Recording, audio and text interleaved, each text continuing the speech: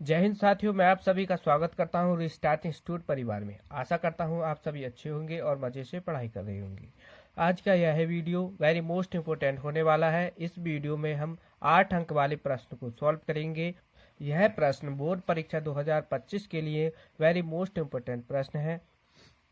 इनको अच्छी तरीके से सॉल्व करेंगे। देखो 2019, 20, 22, 23, 24 में लगातार पूछा गया है, तो इसको अच्छी तरीके से सॉल्व करेंगे और कॉपी पेन लेकर के बैठना है। चलिए स्टार्ट करते हैं। तो प्रश्न है कि रेखाओं समीकरण ये एक दी गई है और ये कार्तीय समीकरण दी गई है।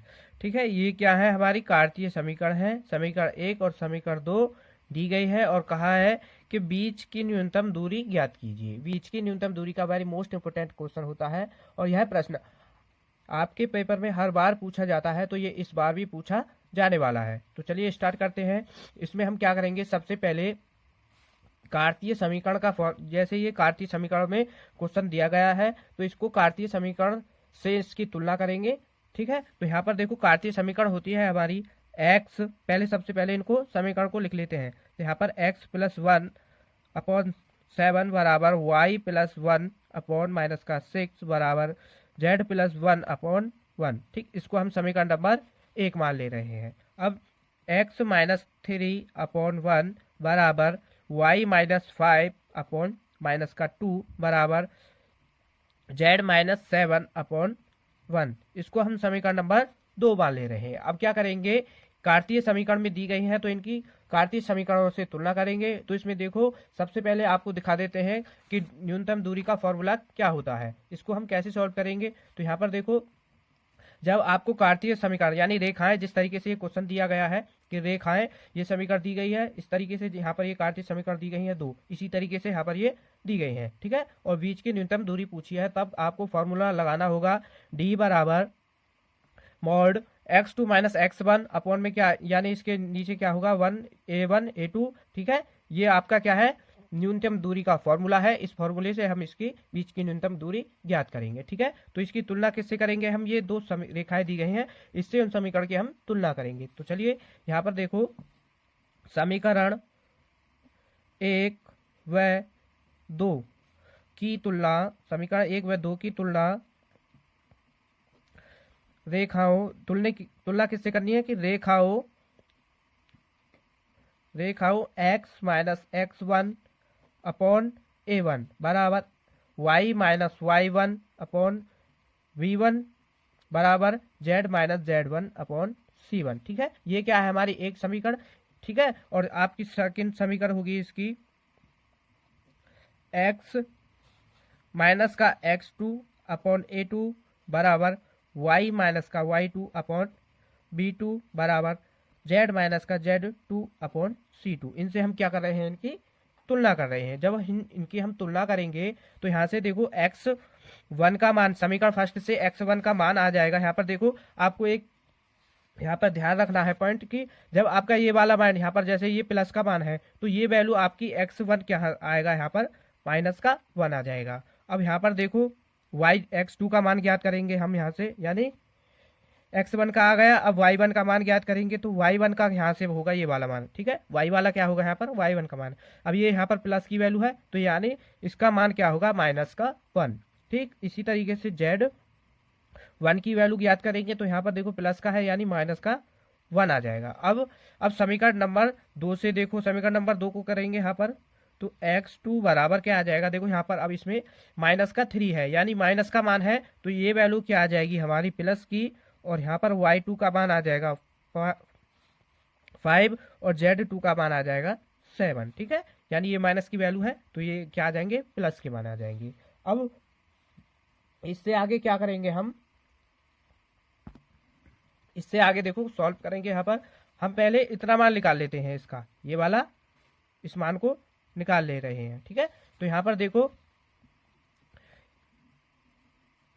x2 माइनस का x1 a1 a2 y1 y2 minus का y1 और v1 v2। ठीक है, यहाँ पर ये आ जाएगा, और z2 माइनस का z1 इधर है c1 C2, ठीक है। ये हमको इसका यहाँ पर मान निकाल रहे हैं। तो यहाँ पर देखो अब ये A1 A2 B1 B2 C1 C2 इसका मान कहाँ से आएगा। अब देखो यहाँ पर क्या है, इसकी जब हम तुलना की थी A1 B1 C1, तो यानी इसके नीचे वाले मान जो है ये वाले 7 माइनस का 6 और 1, तो यानी ये यहाँ पर क्या होंगे, यहाँ से A1 का मान क्या होगा, A1 बराबर यहाँ से इसका मान आ जाएगा 7 है तो यहाँ पर 7 आ जाएगा, ठीक है। और V1 का मान यहाँ पर क्या होगा, माइनस का 6 और C1 का मान होगा 1। इसी तरीके से यहाँ से A2 का मान होगा दूसरे समीकरण से 1, V2 का मान होगा माइनस का 2 और C2 का मान होगा 1, ठीक है। सभी मान निकाल लिए हैं। अब इन सभी मानों को हम इस फॉर्मूले में पुट करेंगे। तो यहाँ पर देखो x2 माइनस x1, यानी x2 का मान क्या है यहाँ पर 3 माइनस x1 का मान क्या है 1। तो यहाँ पर देखो ये माइनस और ये माइनस का 1, तो क्या हो जाएगा प्लस का 1, ठीक है। अब यहाँ पर y2 माइनस का y1, y2 का मान क्या है 5 और y1 का मान क्या है माइनस का 1, ठीक है। तो यहाँ पर क्या आ जाएगा 5। अब यहाँ पर बीच में माइनस और ये माइनस का 1 है तो यहाँ से प्लस का 1 हो जाएगा। इसी तरीके से z2 माइनस z1 का मान z2 माइनस z1 का मान रखेंगे तो यहाँ पर आ जाएगा z2 का मान है हमारा यहाँ पर 7, z2 का मान है 7 और यहाँ से प्लस का 1, ठीक है, ये आ जाएगा। अब यहाँ पर A1 A2 इनके मान रखेंगे तो यहाँ पर A1 का मान है 7, A2 का मान है 1 और B1 का मान है यहाँ पर 6 माइनस का 6 और B2 का मान है माइनस का 2 और C1 का 1, C2 का भी 1 है, ठीक है। अब इसको सॉल्व करेंगे यहाँ पर आगे। यहाँ पर देखो ये इनको जोड़ देंगे, यहाँ पर हो जाएगा 4 6 8, ठीक, और 7 6 1 1 माइनस का 2 1, ठीक है, ये आ गया।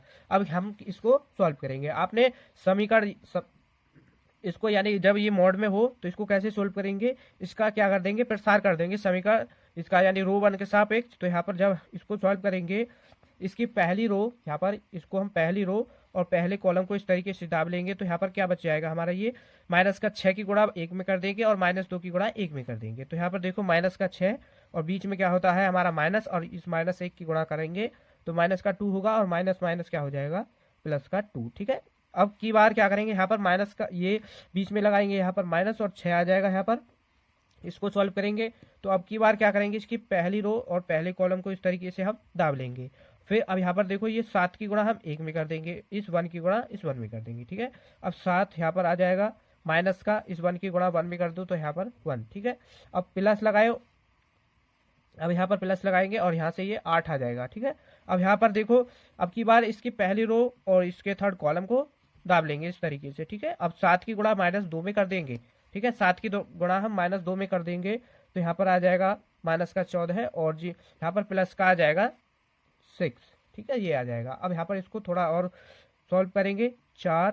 अब जब हम यहाँ पर इसको सॉल्व करेंगे यहाँ से गुणा इसका आ जाएगा माइनस का 4 माइनस का 6 गुणा और यहाँ से इसको सॉल्व करो 6 प्लस 8 गुणा, यहाँ से देखो इसको माइनस कर देंगे तो यहाँ पर आ जाएगा माइनस का 8, ठीक है। अब यहाँ पर देखो ये हो जाएगा 4 चौक 16 और यहाँ से 6 6 36 और यहाँ से माइनस हो जाएगा 8 8 64, ठीक है। अब यहाँ पर देखो इसको ऐड कर देंगे तो यहाँ पर क्या आ जाएगा, इसका मान 116 माइनस का 116 आ जाएगा, ठीक है। अब यहाँ पर देखो इससे आगे हम क्या करेंगे, अब यहाँ पर इसमें देखो अब ये हमने ये मान निकाल लिया। अब यहाँ पर इस वाले मान को याद करेंगे यहाँ पर, तो देखो यहाँ पर अब इससे आगे करेंगे under root B1 C2 plus B1 C2 minus का B2 C1 का square plus C1 A2 minus का C2 A1 का square plus A1 B2 minus का A2 B1 इसका स्क्वायर, ठीक है। और ये कंप्लीट पे है हमारा रूट। तो इन सभी के मान रखो, यहाँ पर मान रख, इन सभी के मान रखेंगे तो यहाँ पर इन सभी का मान होगा रूट B1 और C2। जब B1 और C2 का मान रखेंगे तो B1 का मान क्या है हमारा यहाँ पर माइनस का 6 और C2 का मान है 1, ठीक है। यहाँ पर माइनस का 6 हो जाएगा और यहाँ से B2 और C1 का मान रखो, B2 C1 यानी B2 का मान क्या है हमारा B2 का मान है -2, ठीक है, B2 का मान है -2 और जी C1 का मान है 1। इनकी गुणा कर देंगे तो यहाँ से क्या आ जाएगा -2 और ये यहाँ पर माइनस है तो यहाँ पर हो जाएगा +2 इसका स्क्वायर प्लस। अब यहाँ पर देखो C1 A2, C1 का मान 1 है और A2 का मान है हमारा A2 का मान है 1, तो यहाँ पर इसकी गुणा कर देंगे यहाँ से, यानी इसका मान आ जाएगा 1 माइनस का। अब यहाँ पर देखो C2A1 है, C2A1 का मान रखेंगे तो आ जाएगा -7 और इसका स्क्वायर प्लस A1 A2 का गुणा करेंगे, इसका यहाँ से आ जाएगा मान 114 यानी 14 प्लस और A2 B1 का मान रखो तो यहाँ पर आ जाएगा 6 इसका स्क्वायर, ठीक है। अब यहाँ पर देखो इसको माइनस करेंगे यानी कंप्लीट पर तो हमारा रूट होगा। अब यहाँ पर कंप्लीट पर रूट और इसको सॉल्व करूँ तो यहाँ से इसका मान आ जाएगा 4, ठीक है, -4 प्लस का यहाँ से आ जाएगा -6 इसका स्क्वायर प्लस इसको यहाँ से भी करेंगे तो -8 और इसका स्क्वायर, ठीक है। अब यहाँ पर देखो जब इन सभी का स्क्वायर करेंगे तो यहाँ पर आ जाएगा 16 प्लस का इसका 36 प्लस का इसका आ जाएगा यहाँ पर 64, ठीक है। अब इससे आगे देखो इन सभी को ऐड कर देंगे तो यहाँ पर हो जाएगा ये जोड़ करके 116, ठीक है। अब यहाँ पर देखो इसका मान आ गया, इसका मान तो आ गया हमारा √116 और यहाँ पर इसका मान आया है -16। इन सभी मानों को हम न्यूनतम दूरी के फॉर्मूले में रखेंगे। तो आगे देखो न्यूनतम दूरी का फॉर्मूला है हमारा D बराबर मॉड और ये मॉड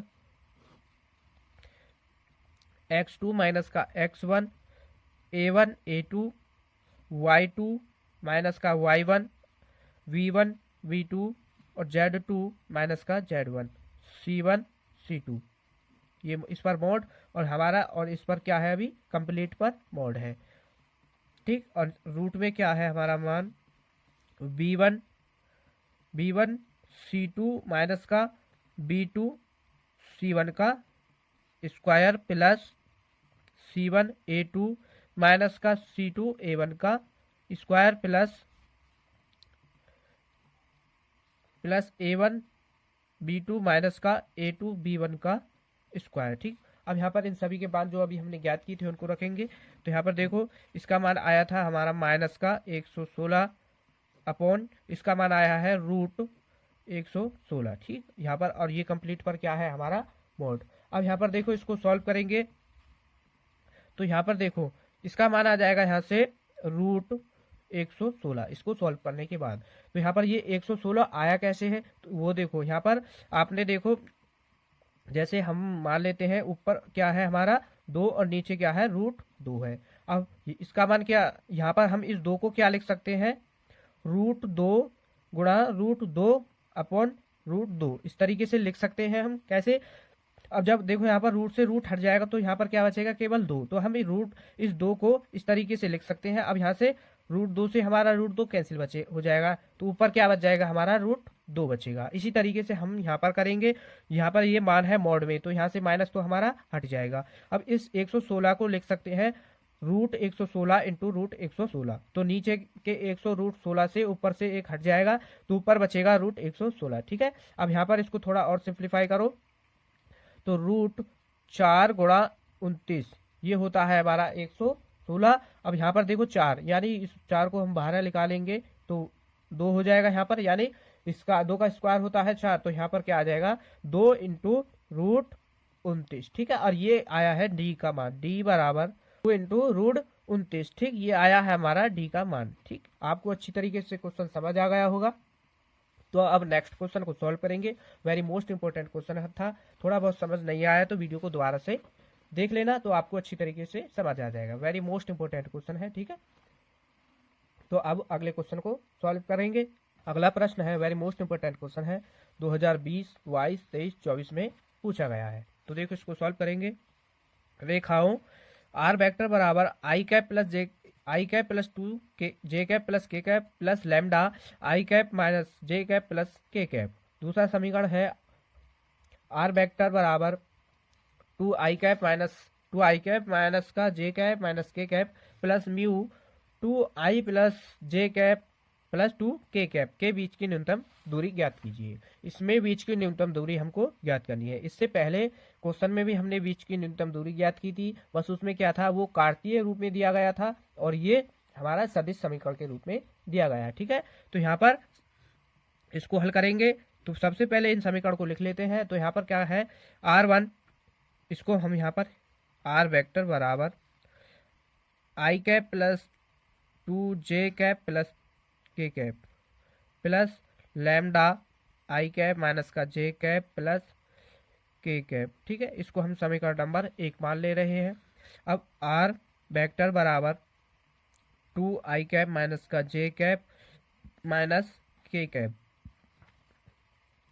के कैप प्लस का, यहाँ पर ये लैम्डा है और यहाँ पर क्या है, म्यू। ठीक है, 2 आई कैप प्लस का जे कैप प्लस 2 के कैप है और ये हम समीकरण नंबर 2 इसको मान ले रहे हैं। अब क्या है, इन समीकरण की तुलना हम किससे करेंगे, लिखेंगे समीकरण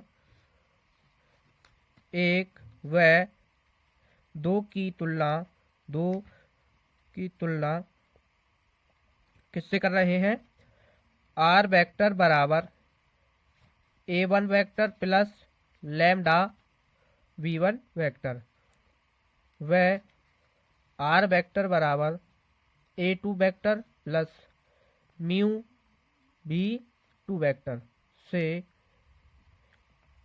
करने पर। ठीक, इनकी हम तुलना कर रहे हैं। जब हम इसकी यहाँ से तुलना कर देंगे इनकी, तो यहाँ पर देखो A1 वेक्टर का हमको मान, A1 वेक्टर और B1 वेक्टर का मान निकालेंगे किससे, समीकरण 1 से। यहाँ पर जब तुलना करेंगे तो यहाँ पर देखो A1 के स्थान पर क्या है, ये वाला मान, तो यहाँ नहीं A1 वेक्टर बराबर आ जाएगा आई कैप प्लस का 2j cap plus k cap.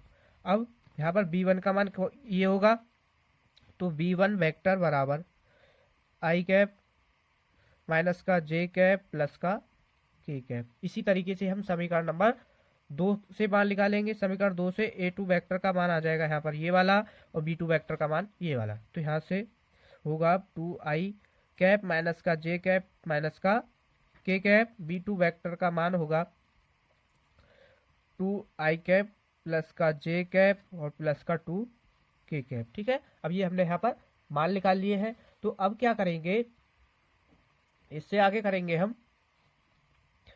B1 cross B2, यानी B1 vector cross B2 vector का यहाँ पर मान निकाल लेंगे। तो आपको पता है क्रॉस प्रोडक्ट हम कैसे निकालते हैं, क्रॉस प्रोडक्ट का फॉर्मूला होता है आई कैप जे कैप के कैप। ठीक है, अब यहाँ पर क्या होगा, B1 के जो गुणांक होंगे वो लिखे जाएंगे।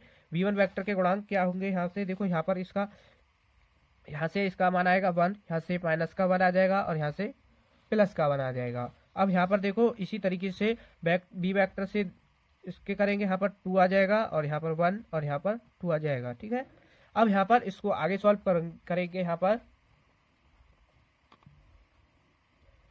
आगे देखो,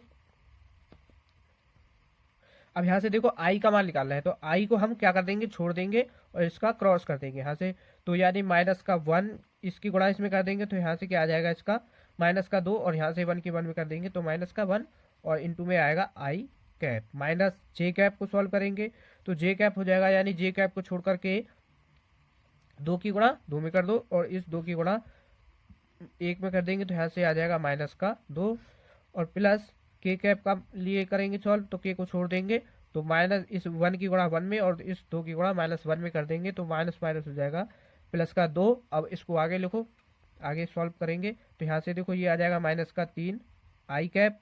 अब देखो ये हो जाएगा यहाँ पर 0, यानी 2 में से 2 को माइनस कर देंगे 0 हो जाएगा। अब यहाँ पर ये हो जाएगा 3 के कैप। ठीक है, तो B1 vector cross B2 vector का मान आ गया है ये। ठीक है, अब इसका हमें अभी मोड निकालना है, तो इसका मोड निकालेंगे B1 vector cross B2 vector. ठीक है, और इसका मोड कर दो तो यानी इसके जो गुणांक है रूट इसका क्या हो जाएगा, स्क्वायर, तो 3 का स्क्वायर क्या होगा 9 और 3 का स्क्वायर इसका क्या होगा 9। ठीक है, अंडर रूट 18 हो जाएगा। अंडर रूट 18 को हम लिख सकते हैं अंडर रूट 9 गुणा 2, यानी 9 दूनी 18। तो यहाँ से अब इसको थोड़ा और अब हम इसको लिख सकते हैं 3 अंडर रूट 2।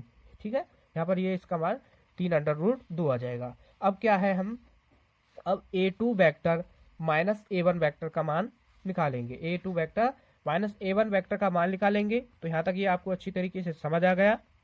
ठीक, तो साथियों चैनल पर नए हो तो चैनल को सब्सक्राइब कर लीजिए और वीडियो को भी लाइक कर दीजिए। तो आगे सॉल्व करते हैं। तो आगे देखो,